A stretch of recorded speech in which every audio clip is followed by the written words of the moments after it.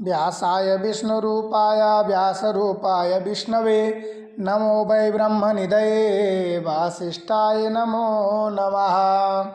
जय श्री हरि प्रिय भक्तों, आज की वीडियो में हम रसपान करेंगे बैसाख माह के प्रथम अध्याय।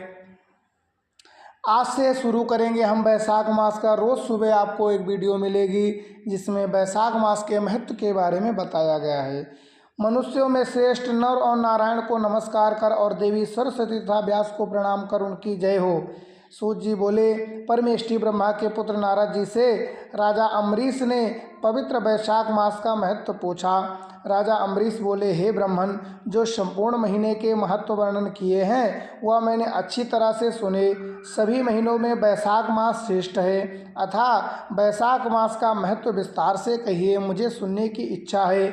यह मास भगवान विष्णु को प्यारा क्यों है और इसमें कौन कौन से धर्म कार्य उन्हें क्यों प्रिय हैं? क्या दान करना चाहिए, उसका फल क्या होता है? ये सब कार्य किस देवता को प्रसन्न करने के लिए करने चाहिए? इस माह में करने योग्य काम क्या है?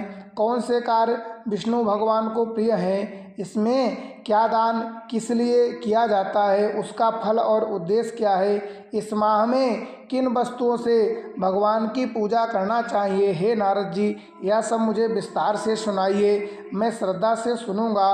नारद जी बोले, हे राजन, सभी मनुष्यों का महत्व पहले विष्णु जी ने लक्ष्मी जी से किया था, जो मुझसे ब्रह्मा जी ने कहा। सब महीनों में कार्तिक, माघ और बैसाख मास श्रेष्ठ हैं। इन तीनों में भी बैसाख मास सबसे श्रेष्ठ माना गया है।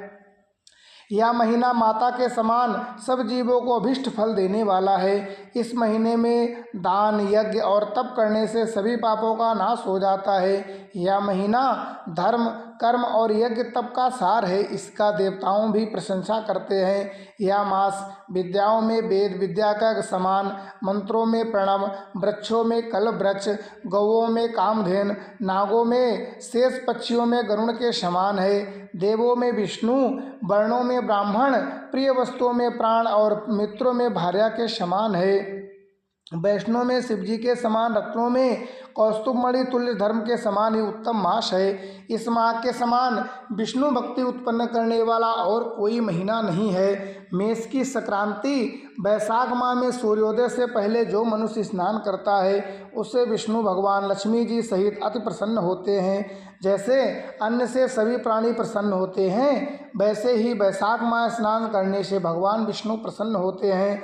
बैसाख स्नान से करने वाले मनुष्य को उनका अनुमोदन करता है, वह सब पापों से छूटकर विष्णु लोक को जाता है। मेष राशि के सूर्य में प्रातःकाल एक बार भी स्नान कर जो मनुष्य आलाहिक करता है वह महापापों से छूटकर विष्णु लोक पाता है।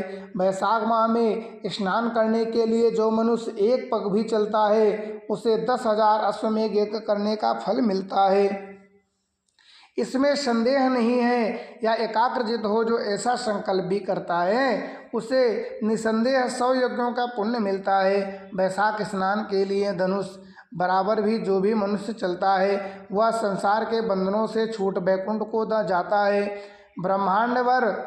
ब्रह्मांड भर में तीनों लोकों में जितने तीर्थ हैं, हे राजन, वे सब नगर बाहर के थोड़े से जल में ही रहते हैं। अर्थात बैसाख माह में स्नान करने के लिए किसी तीर्थ में ना जा सकें तो नगर के बाहर किसी जलाशय में स्नान करना चाहिए। यम की आज्ञा से शास्त्रों में लिखे पाप उसी समय तक गुजरते हैं जब तक मनुष्य बैसाख स्नान नहीं करता।